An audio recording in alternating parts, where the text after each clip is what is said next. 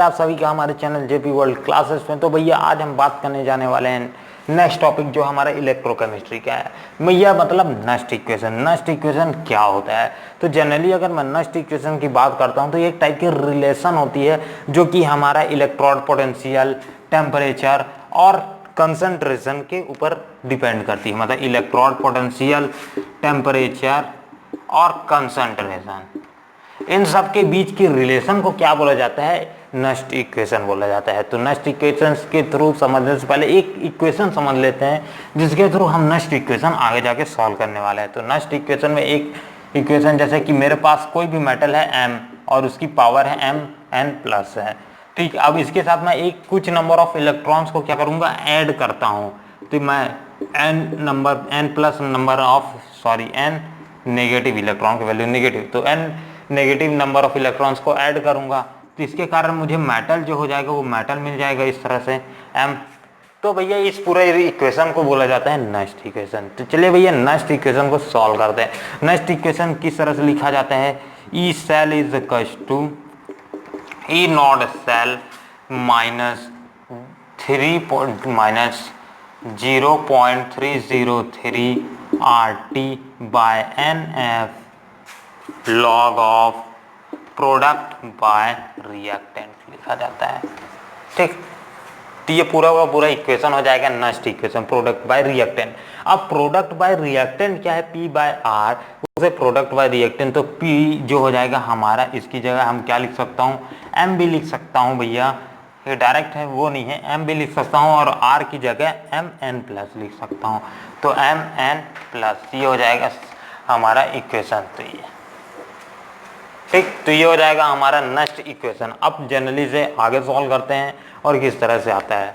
तो सबकी values put कर देते हैं, जैसे कि यहाँ R क्या है? यूनिवर्सल गैस कांस्टेंट, T क्या है? टेम्परेचर, N क्या है? नंबर ऑफ इलेक्ट्रॉन्स एक रिएक्शन में जो होंगे केमिकल रिएक्शन में, और F क्या है? फैराडेज लॉ कांस्टेंट है, ठीक। तो इन सब की वैल्यूज को पुट कर देते हैं तो हमारा डायरेक्टली क्या आ जाता है? Solution E cell is equals to E naught cell minus, अब इन सब की वैल्यू अगर R की, T की, N और F, N तो जनरली नंबर ऑफ इलेक्ट्रॉन्स होंगे जो कि रिएक्शन में हमें पता चलेगा, अभी तो पता नहीं है। तो उन सब की अगर वैल्यूज पुट कर देते हैं तो क्या आता है? ये जनरली मेरा इक्वेशन कुछ इस तरह से बन जाता है, मतलब माइनस 0.0591 बाय N। फैराडेज की value 96,500 Celsius moles inverse put कर देंगे, ठीक है। टेम्परेचर की जगह क्या पुट कर देंगे? 298 डिग्री सेल्सियस पुट कर देंगे, ठीक। तो ये पूरा का पूरा इस तरह से आ जाएगा। और log of product by reactant, product की कंसंट्रेशन बाय रिएक्टेंट की कंसंट्रेशन। तो ये आ जाएगा पूरा का पूरा नस्ट इक्वेशन जो आपको क्वेश्चन सॉल्व करते समय इस्तेमाल करने के हवे, ठीक। तो ये हो गया। अब भैया अगर इसमें रिलेशन की बात करें तो क्या इक्विलिब्रियम कांस्टेंट, जिसे केसी बोला जाता है, ये इक्विलिब्रियम कांस्टेंट और जो नस्ट इक्वेशन है उसके बीच में क्या रिलेशन आती है? तो उस रिलेशन को भी, इलेक्ट्रॉन पोटेंशियल के बीच में क्या रिलेशन है उसको भी समझ लेते हैं। तो चलिए भैया आगे बढ़ते हैं इसी में। तो मैं इसे रब कर देता हूँ, ये इक्वेशन की जरूरत पड़ेगी भैया, तो इसको नहीं रब करते हैं। अब मैं लिखता हूँ फिर से नस्ट इक्वेशन, बट इस बार रिलेशन यूज कर रहे हैं इक्विलिब्रियम कांस्टेंट जिसे केसी से डोनेट किया जाता है, ठीक। और जो हमारा इलेक्ट्रॉन पोटेंशियल है उसके बीच में क्या रिलेशन आएगा? मतलब electron potential, E naught cell, इन दोनों के बीच में क्या रिलेशन है ये हमको समझना है। तो नस्ट इक्वेशन के हिसाब से सिंपली हम क्या लिख सकते हैं? E cell is equals to E naught cell minus 0.0591 by N, और ये log of product by reactant.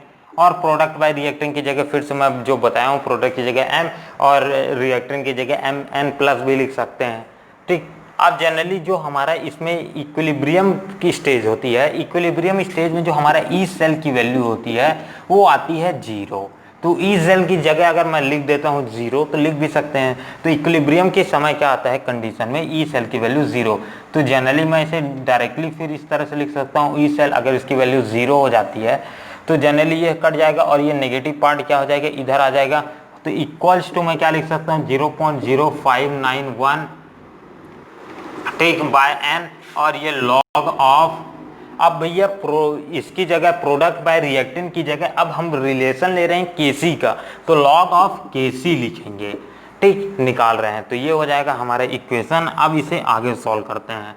इसे आगे जब सॉल्व करेंगे तो हमारा लॉग केसी के मतलब केसी के रिस्पेक्ट में चाहिए, तो सिंपली हम क्या कर देंगे, इस बार केसी के रिस्पेक्ट में लाने के लिए सबसे पहले ऊपर को रब कर देता हूँ, थोड़ा जगह कम है। चलो भैया, तो केसी इज इक्वल्स टू क्या लिख सकता हूँ, log KC is equals to, ये वाला इसके साथ रिएक्ट कर जाएगा तो E naught cell into n by क्या हो जाएगा 0.0591 आ जाएगा।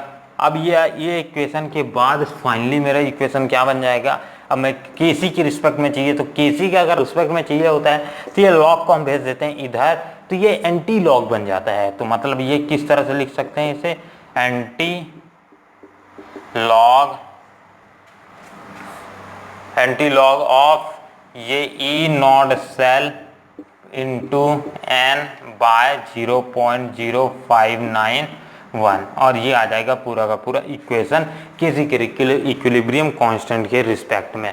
तो ये आपको काफ़ी सारे क्वेश्चंस में यूज़ करने के लिए मिलेगा। तो चलिए भैया, ये हो गया यहीं तक जो हमें नेक्स्ट इक्वेशन पढ़ना था, और बाकी टॉपिक्स को तो लेक्चर 1 में ही कंप्लीट कर चुके हैं। अब बात कर लेते हैं कुछ प्रीवियस ईयर्स के इंपॉर्टेंट क्वेश्चन जो आपके एग्जाम पॉइंट ऑफ व्यू से भी इंपॉर्टेंट है। तो चलिए एक क्वेश्चन के लिए क्वेश्चन और क्वेश्चन।